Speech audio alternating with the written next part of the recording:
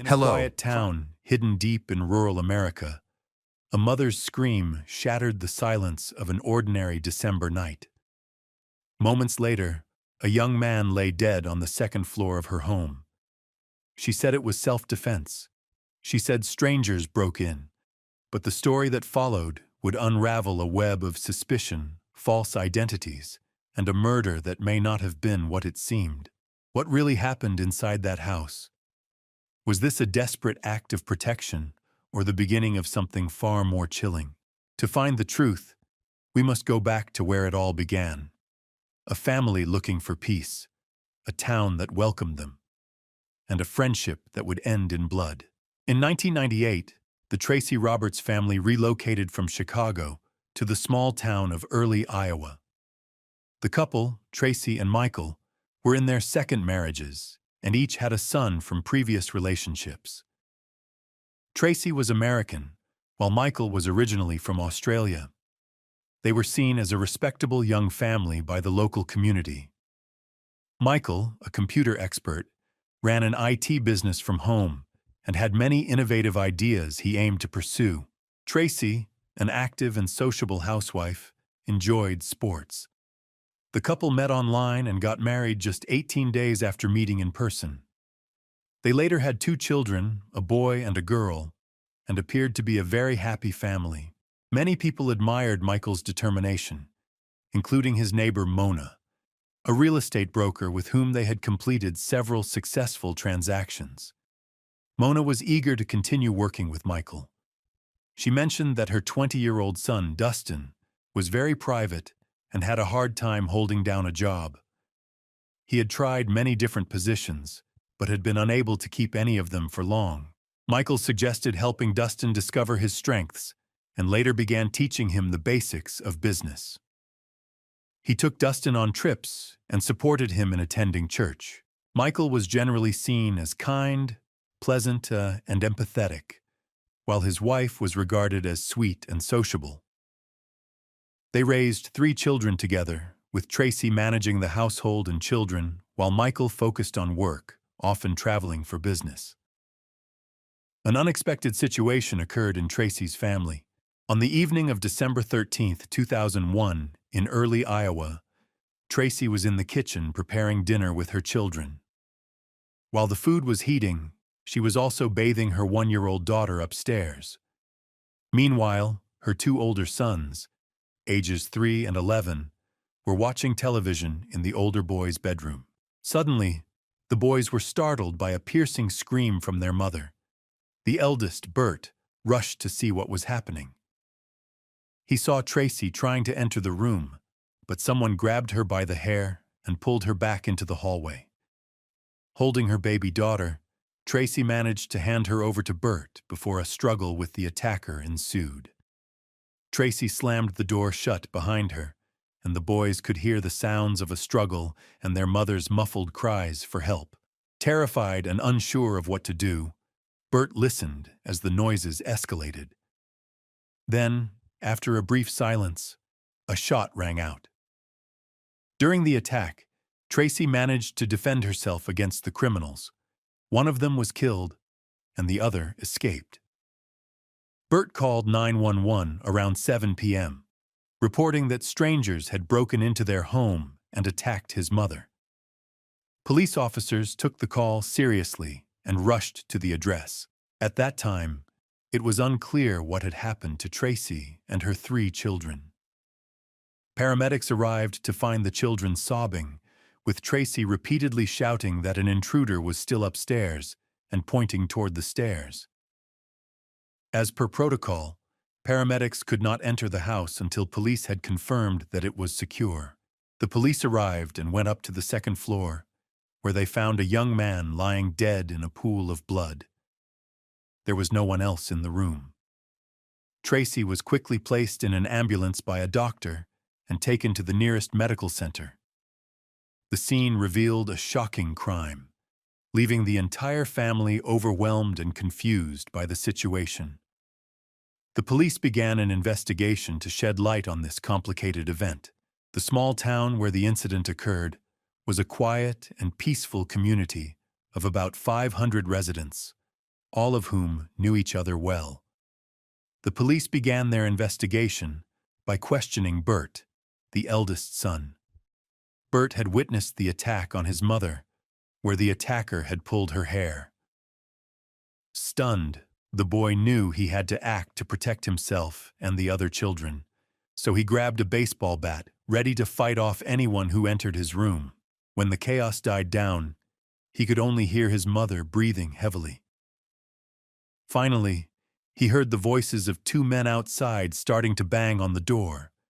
In fear, the boy began to scream, trying to scare the intruders away. Outside, the men shouted about having guns, and then several shots were fired. Suddenly, his mother opened the door. Bert was relieved that it was finally over. He then called 911.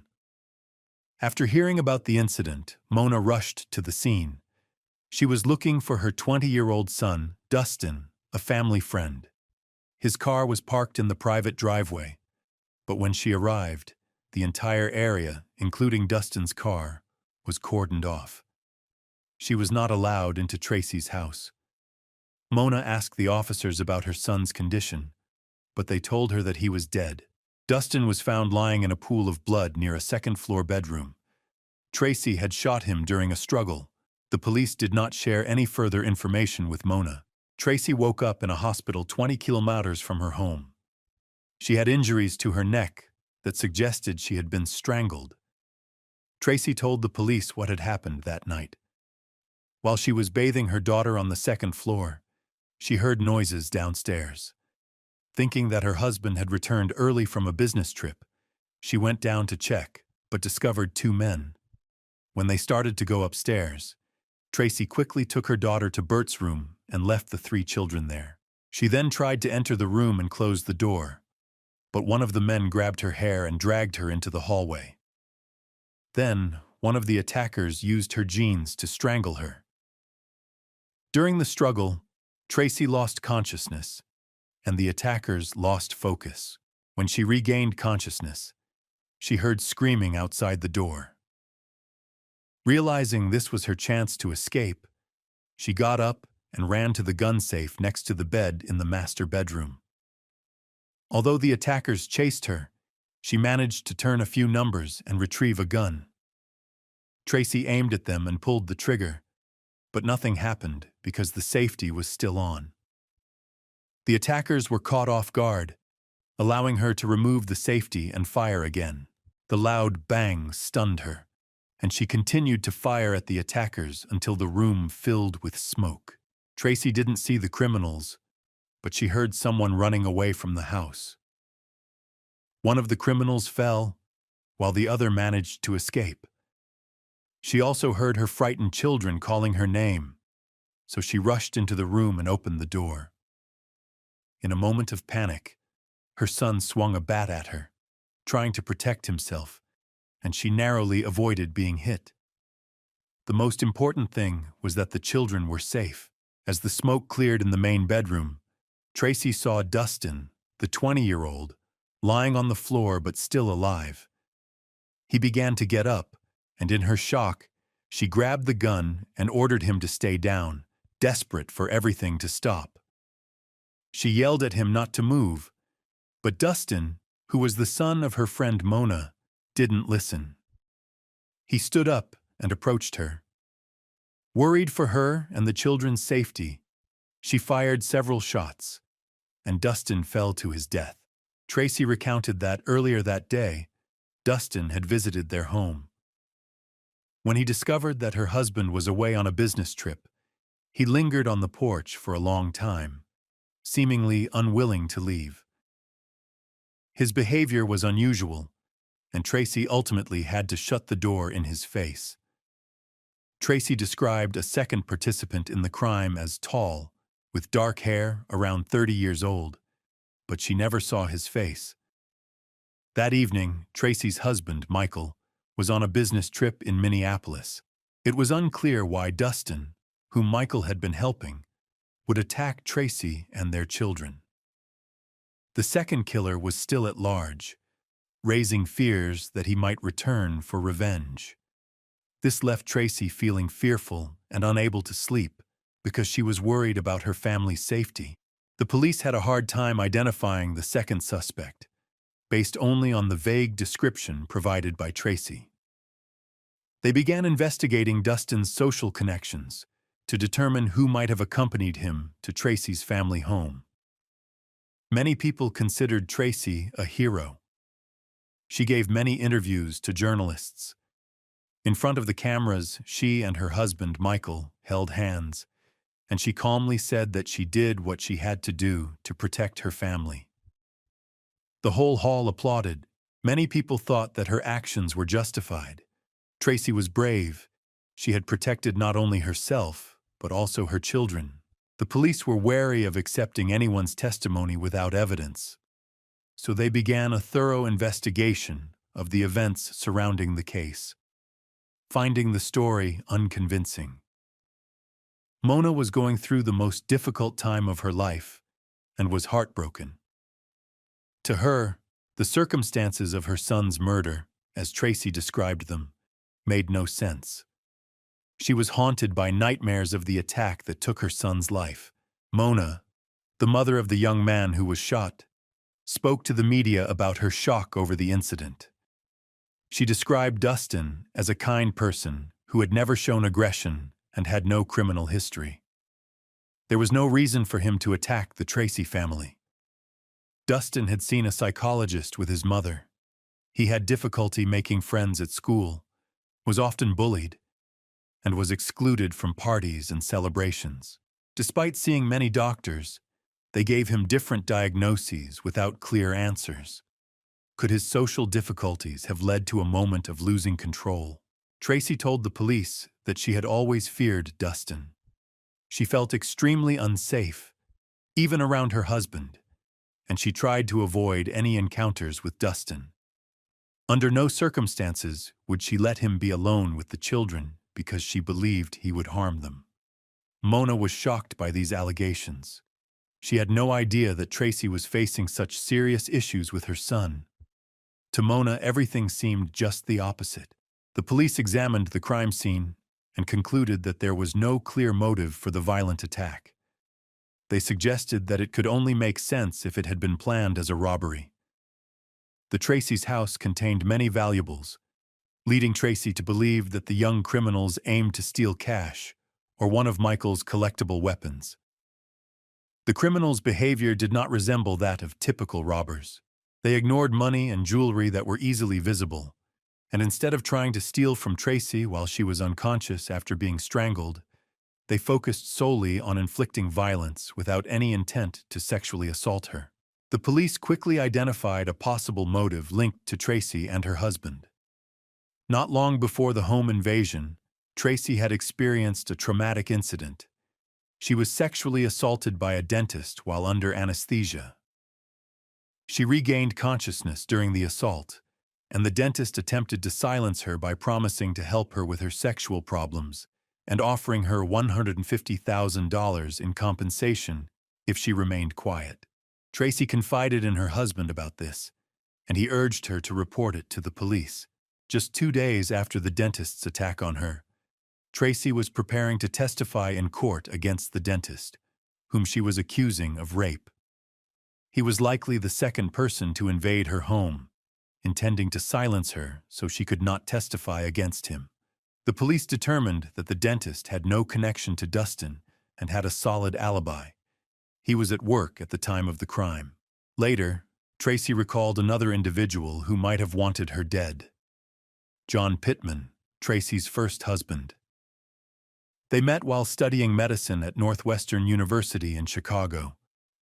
John was a fourth-year student interning at Chicago Clinical Hospital, and 19-year-old Tracey was in her first year of radiology. John was very controlling and aggressive, but Tracey was accustomed to such behavior after growing up with a domineering father, so she considered it normal. She married him, and they eventually moved to Denver, Colorado, where she gave birth to a son. As John tried to control every aspect of her life, Tracey thought it was normal. Over time, their marriage began to deteriorate. Tracey described how he often abused her, especially during sex. Eventually, she grew tired of the physical violence, and they divorced. After the divorce, a custody battle began. Bert revealed to his mother that his father had harassed him, leading to a contentious custody battle in court. Although there was no concrete evidence of harassment, Tracey was able to convince those present at the trial. Bert then lived with his mother. The long-running custody battle, which was still ongoing when the attack occurred, left John Pittman as a suspect. Even young Bert believed his father might have been involved in the attack. The police contacted John's colleagues in Virginia, where he lived, to confirm whether he had an alibi during the time of the crime. They found that he had a solid alibi. He was working at a clinic when the crime occurred. John denied any involvement, and there was no evidence against him. At that time, he was a successful plastic surgeon with an excellent reputation. His acquaintances found it hard to believe that John could harm his son or kill his ex-wife, whom he had not been involved with for a long time. John had not been cleared yet and remained a suspect. Months passed without any progress in the case, and Tracey grew increasingly anxious. She felt unsafe knowing that the second attacker was still at large, fearing that he might return to take revenge on her. Meanwhile, the police began investigating a new suspect, Tracey's second husband, Michael. Further investigation revealed that their marriage had long since deteriorated, and the emotional connection between them had faded. Some speculated that Michael might have wanted to get rid of Tracey, a theory that received considerable support from those around them. Bert, Tracey's eldest son, revealed a disturbing truth about his stepfather. The man was very strict and often punished Bert severely for even minor infractions. Meanwhile, Tracey did not address her husband's aggressive behavior or protect her children. It is possible that Tracey had become accustomed to this type of treatment from a young age and did not realize it was a problem. Michael's behavior was noted by the police during a hospital visit when he visited his surviving relatives. His reaction seemed to be genuine shock at finding them still alive, suggesting that this outcome was not what he had wanted. Michael had a strong alibi. He was in another city on business, which was confirmed by CCTV footage. He was later given a lie detector test, but he failed it and appeared to be hiding something. The police suspected he might have been involved in planning the attack. He did not inform his wife about the failed lie detector test, and Tracey eventually discovered the truth about it. Tracey became increasingly paranoid, believing that both her husband and his friend were conspiring against her to gain sole custody of their child. She shared her suspicions with the police chief, citing a dream in which Michael mentioned the plot. Tracey believed that her husband was indeed involved in the case. The police began investigating Michael and discovered that his IT business was struggling and that he was in large debt. The couple held multi-million-dollar life insurance policies, which may have motivated Michael to eliminate Tracey to solve his financial problems. Additionally, he had a close relationship with Dustin, which may have led him to convince the young man to help him. Despite these theories, there was no concrete evidence linking Michael to any wrongdoing. Tracey and Michael's relationship became increasingly strained. In 2004, 3 years after the attack, they divorced. At the time, the police had not found enough evidence to arrest Michael. After the divorce, Tracey and her children moved away. She changed her home, her job, and even her name to escape and protect herself from potential threats. Meanwhile, her friend Mona also moved to another city with her daughters. The tragedy not only affected Dustin's life, but also led to the death of his father a year later. On Thanksgiving Day 2002, Dustin's father chose to end his life at Dustin's grave. The father was devastated by his son's death, especially because of the judgmental looks from others who viewed Dustin as a dangerous criminal. Meanwhile, Mona, devastated by a series of losses, could not stop questioning what really happened the day her son arrived at Tracey's house. Mona refused to believe that he intended to hurt the people he admired. Michael's family was important to Dustin. He struggled with social interactions and felt safe and grateful to be with Michael, who understood him. Mona intended to file a wrongful death lawsuit against Tracey Roberts to hold her accountable for Dustin's death and to uncover what happened that night. Mona's lawyers launched their own investigation and discovered inconsistencies in Tracey's repeated accounts of the event. In one version, she claimed to have recognized Dustin immediately, while in another, she said she only learned his identity later. Additionally, she described shooting from different positions in her various retellings. Due to these discrepancies and the confusion surrounding the details, the lawyers concluded that her story was fabricated. On the day of the murder, Mona was busy shopping for Christmas. She called home to check if Dustin was up yet, as he had an important meeting scheduled. Her daughter answered and said that Dustin had left. Mona was relieved that Dustin was awake and going about his business. Later, Mona's nephew called to inform her that something had happened at Tracey's house. Mona rushed over, suspecting that Tracey and Michael had hurt each other, but she could not fathom that her son had been murdered. Mona mentioned that the day before the murder, Tracey had invited her son to her house to ask for help with something. Mona believed that this was Tracey's way of luring Dustin into a trap. She believed that Tracey was hiding something. No one paid attention to Mona's testimony until 7 years after the Roberts burglary. The same investigative team revisited the case and began to suspect that Tracey might not have been the hero protecting her son, but a potential killer. There was no sign of forced entry or attempted robbery in the house.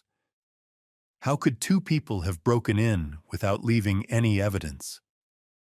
Dustin had 9 gunshot wounds, indicating he had been shot at close range with no chance of survival, and there was no evidence of a second attacker. The police decided to speak with Tracey's first husband, John. He described her as a monster, revealing that she had bouts of aggression, including one time when she pointed a gun at him while threatening violence. She eventually fired a shot into the ceiling, prompting him to call the police. John discovered that Tracey was both aggressive and unfaithful. She drained their bank accounts. He even hired a private detective because he suspected she was cheating, and the detective confirmed that several of Tracey's lovers left their home while John was at work. Eventually, John filed for divorce because he began to fear Tracey. Concerned about their son growing up in such a toxic environment with an unstable mother, he fought for custody. This enraged Tracey, who tried to turn their son against John. A dentist was accused of raping Tracey during a dental appointment, but he claimed that she had been harassing him for a long time and was willing to prove it. His practice was equipped with cameras, and the recordings supported his claim. It was revealed that Tracey, upon learning of this, had withdrawn her complaint against the dentist the day before the incident. Tracey's second husband, Michael, who she accused of being abusive and harassing her, denied all her allegations to the police. He said Tracey was unfaithful. Michael claimed that he put up with these problems for the sake of his children, but eventually decided to divorce her. He described himself as a strict father who never abused his wife and children, and claimed that Tracey turned the children against him after their divorce. After the divorce, Michael moved to California to focus on his business. Tracey seemed to slander everyone around her, presenting herself as a victim of abuse from the men in her life. The reality was quite the opposite. The police believed that her account of the events from December 13, 2001, was just another lie fabricated by Tracey. The police wanted to meet with Bert to gather more information, but Tracey not only moved to another state and changed her personal information, but she also frequently changed her contact details. The police had to thoroughly review the entire list of evidence again. One significant item was an old computer discovered in the back seat of Dustin's car. Tracey believed this computer was crucial evidence in the robbery because it belonged to her husband. It was puzzling why Dustin would steal it when there were more valuable and easier to take items available in the house. Additionally, a pink notebook was found in which Dustin had written plans for the murder shortly before his death. The notes indicated that his mission included killing Tracey Roberts, and surprisingly, the person who ordered the assassination was Tracey's first husband, John. There was a strange detail in these notes. They contained so many specific details about events that Dustin could not have known before the attack, yet they were written in his own handwriting. It seemed that Dustin had written them under duress, possibly under threat. Dustin's mother did not recognize the pink notebook, which seemed more suited for a woman. Dustin disliked this color and would never have purchased such a notebook. He never kept diaries, and the only content in this notebook was a crime plan, which appeared unusual. It looked brand new and seemed to have been used only once for those notes. This suggested that Tracey might have given the notebook to someone to stage a crime. The latest investigation revealed that Dustin was not the attacker, but Tracey's victim. It was also discovered that Tracey had been facing problems in her new town in Nebraska, where she had recently moved. She was charged with falsifying documents and using a false identity. 10 years after the murder, the police uncovered the truth. On July 27, 2011, the police arrested Tracey. Memories from a friend who had helped Tracey clean out her house provided vital information. The friend knew about a notebook containing Dustin's confession. The police discovered that all of these statements had been recorded at Tracey's request. The police found no signs of an attack in the house.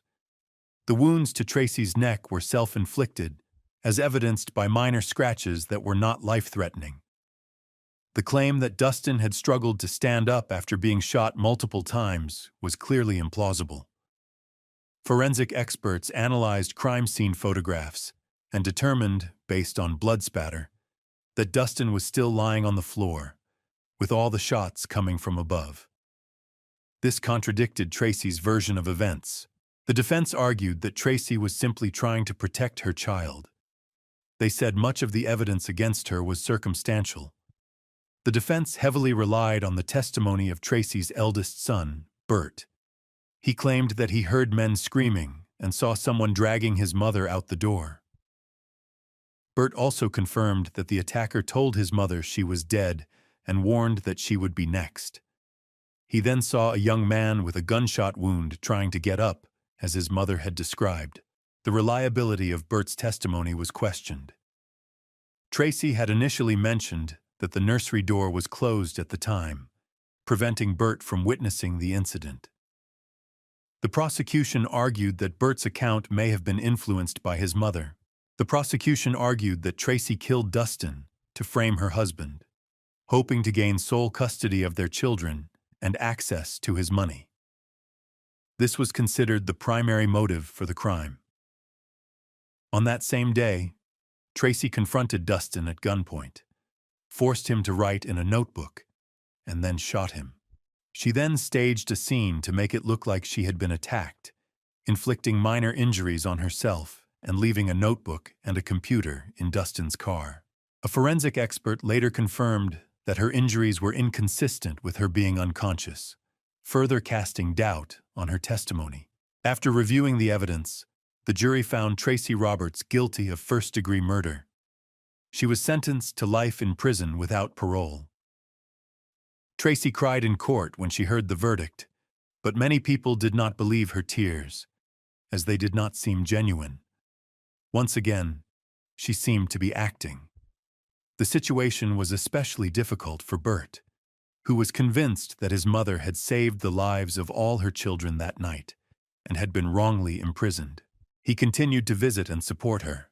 Years later, Tracey's second husband, Michael, with the approval of the guardianship agency, took the children back to Australia with his new wife. Tracey maintains her innocence and is currently serving her sentence at a women's correctional facility in Iowa.